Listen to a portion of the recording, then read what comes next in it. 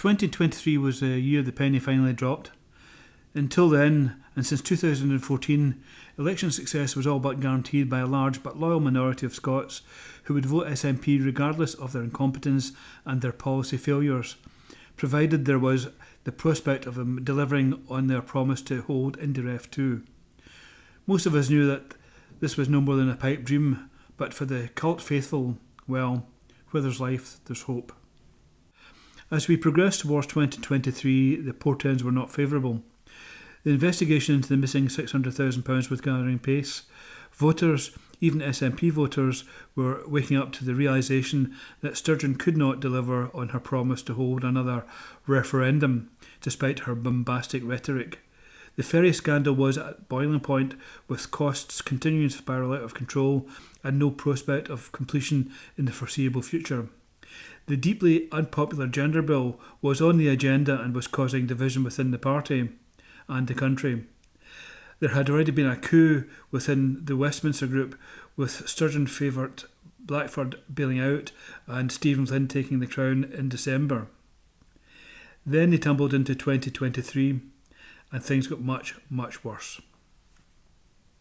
Sturgeon, who claimed to be a champion of women's rights, had been subsumed by a very aggressive trans rights movement and pushed through her gender recognition reform bill, in spite of her awareness that it would conflict with UK-wide discrimination law and knowing that the UK government was likely to block it. The bill caused a rare but significant splitting in the ranks within the SNP government at Holyrood, but she pressed on, and aided by Labour and even a couple of Tories, the controversial legislation went through. Almost immediately two things happened, sealing the fate of the SNP and possibly Sturgeon. 1. As expected, the UK government blocked it, and 2. Isla Bryson. Of course, the Nats challenged the block, with yet another expensive taxpayer-funded court action. However, Isla Bryson was a bolt from the blue, and suddenly all of Sturgeon's polish was gone, and the normally passive mainstream media saw weakness and pounced. The Isla Bryson case was raised time and time again by interviewers, and Sturgeon struggled to deal with it. She simply couldn't bring herself to call Isla Bryce a woman. Shortly after she assured the country that there was still plenty of gas in the tank and had no plans to step down as First Minister, she stepped down as First Minister. She announced her resignation on 16th February, effective from 28th March. The resignation was as unexpected as it was sudden, and there was much speculation about what had really caused it. Many put it down to the mess and disunity brought about by her fanatical support for the controversial gender legislation. However, subsequent events were about to call that particular theory into question. The election of a new leader was fraught and tainted by scandal. Nicola Sturgeon's favoured candidate was Humza Yousaf, in spite of his terrible track record as Justice Secretary and Health Secretary. He was opposed by Kate Forbes and Ash Regan, who had both challenged the party's policy on the gender legislation. The big scandal during the leadership race revolved around membership numbers, an important point bearing in mind that members had a vote in the election. This particular scandal resulted in the resignation of Miss Sturgeon's husband, Peter Murrell, as the party's chief executive. A week later, Humza was declared winner, although it was a close run thing, with Kate Forbes in second place and Ash Regan a distant third. The election of Humza Yousaf as party leader and consequently as First Minister of Scotland would prove to be a disaster for both the SNP and Scotland. Just to add to their woes, SNP MP Margaret Ferrier, who had disgraced herself and the party during COVID by travelling between her constituency and London while suffering from the virus, was suspended from the House of Commons. It was also announced that a third of people in Scotland with suspected cancer were having to wait more than 62 days to see a specialist, a death sentence for many. Not long afterwards, the police raided Sturgeon's house and Peter Murrell was arrested. SNP headquarters were also raided. Sturgeon's garden was dug up and many items, including the now famous mobile home, were seized. It was a giant news story.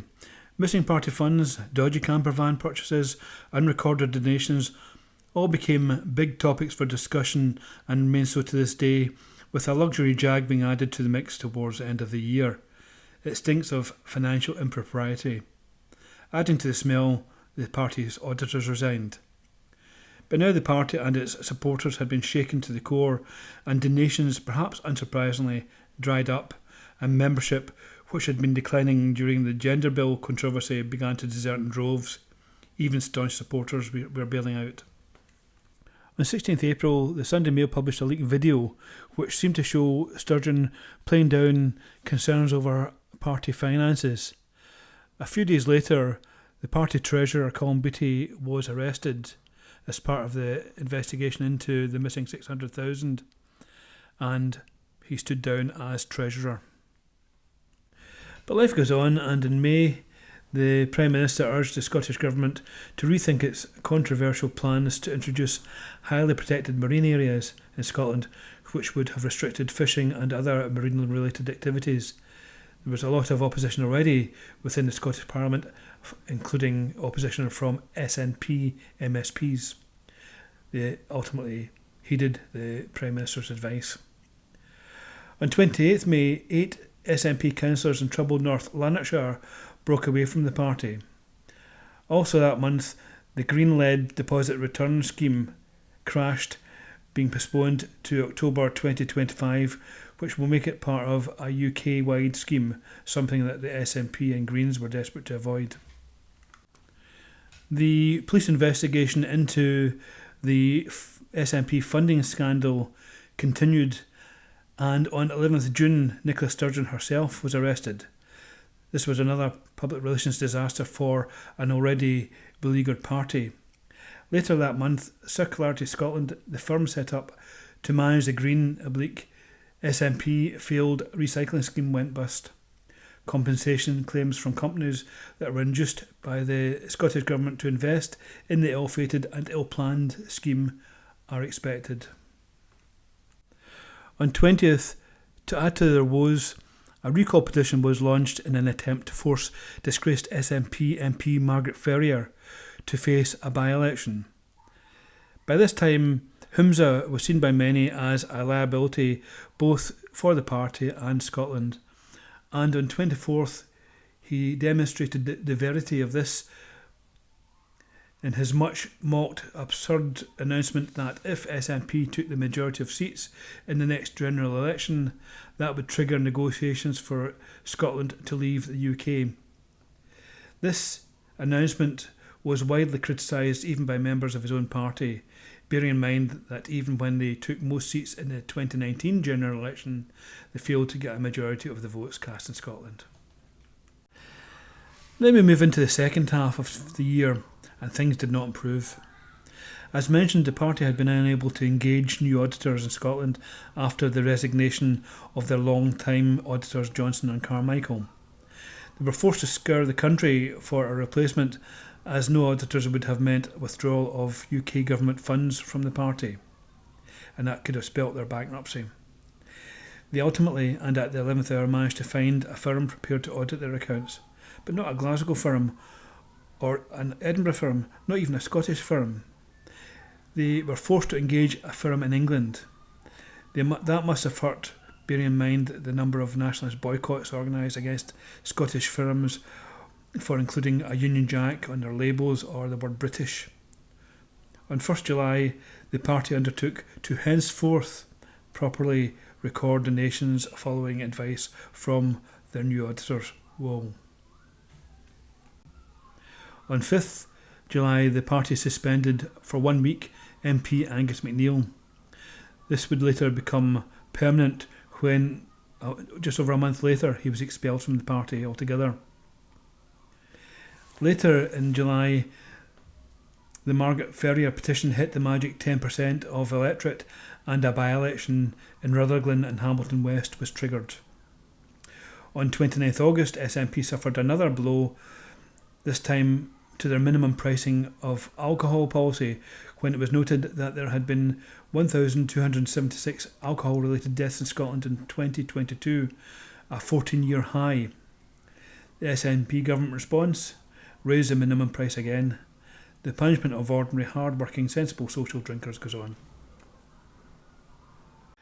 Things continued to go downhill when, on 5th September, former SNP MP Margaret McGarry was jailed for fraud, and later that month the Scottish Government opened up their first drugs consumption centre, a heroin hotel, a smack snack cafe. An interesting reaction to Scotland once again being named the drugs death capital of Europe. Also in September, official government figures were released that show that Scotland has the lowest life expectancy of any country in the United Kingdom. Glasgow has the lowest life expectancy of any city in Europe. Low life expectancy, as we know, is associated with poverty and is a feature of third world countries. And things just continue to deteriorate when on 5th October Labour ousted SNP in the Rutherglen-Hamilton West by-election, which you will remember was called as a result of the recall petition against SNP MP Margaret Ferrier. This was the latest and most significant loss for SNP, having already lost in 6 or 7 local government elections so far in 2023. This was followed by an announcement from Police Scotland of its intention to scrap plans to recruit 200 officers because of budget issues. Later in the month, in a show of gross ineptitude, Humza Yousaf blindsided his colleagues and local authorities by announcing a freeze in council tax. Then we were treated to yet another scandal over the deletion of WhatsApps created during the COVID pandemic and required as evidence at the COVID inquiry. It turned out that Sturgeon and her closest advisers had been systematically deleting WhatsApps relating to COVID during the crisis. The SNP MSP Ash Regan also jumped ship that month and joined Salmon's Alba party. November opened with Edinburgh City declaring a housing emergency, but this was quickly eclipsed by the Matheson scandal. Matheson had claimed £11,000 in expenses to cover roaming charges he had incurred whilst on a week's holiday in Morocco. This was over Christmas 2022. He must have thought he got away with it and was caught out of the blue.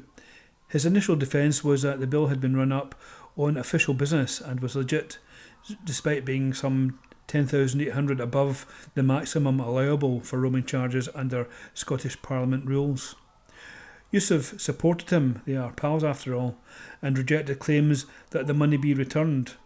The following day, Matheson paid it back, leaving Yousaf with egg in his face.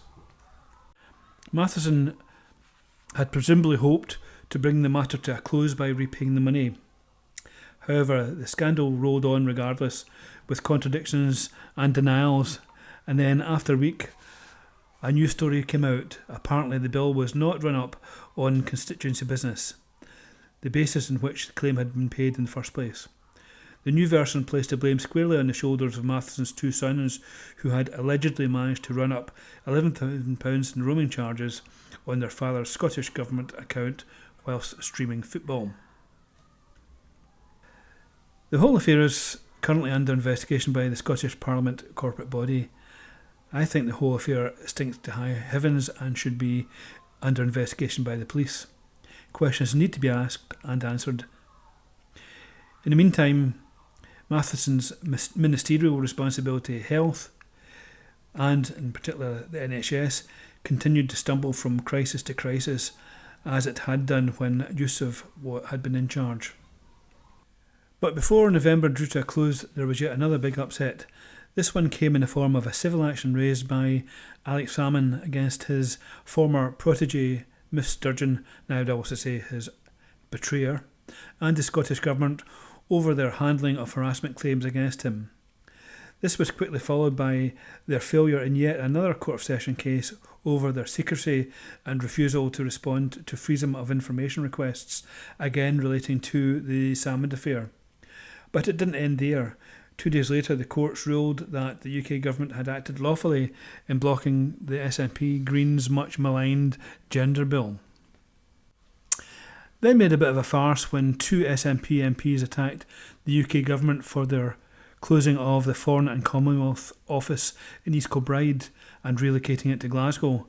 They evidently thought that Glasgow is in England and fell silent when they were corrected. They really need to read the whole article before making judgment. On 14th, the SNP government announced that its National Care Service plans had been put on hold until 2029, and on 19th, in their budget, they created a new income tax band reinforcing Scotland's position as the highest tax country in the UK. In addition, they raised train fares by 8.7% and dropped their appeal against the Court of Session ruling against them in the gender bill case.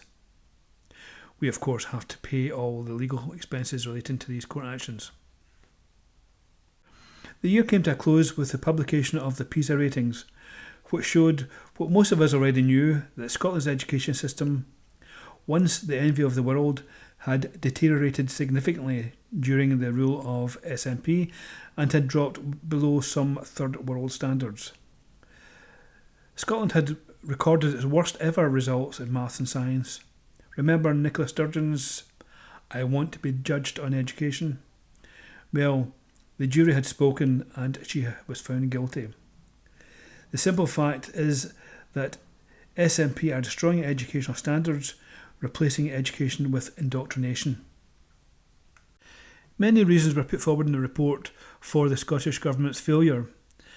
Little respect by the government for teachers or education, making it almost impossible to exclude or expel troublemakers, extreme centralisation depriving schools of autonomy, to name a few. Additionally, the SNP's flagship Curriculum for Excellence was hammered. The report indicated that prior to the introduction of the Curriculum for Excellence, Scotland had been doing well, and thereafter things had gone downhill.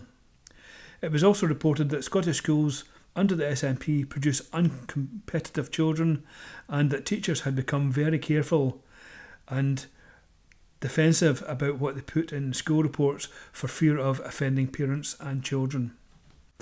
As a calamitous and disastrous 2023 drew to a close, there must have been a corporate sigh of relief from SNP MPs, councillors, MSPs and of course members, if there are any members left. However, 2024 has just started and may ultimately prove to be an even worse year for them. The scandals are already piling up. If you enjoyed this video and would like to see more in a similar vein, but shorter hopefully, then please like, share and subscribe. In the meantime, thank you very much for watching.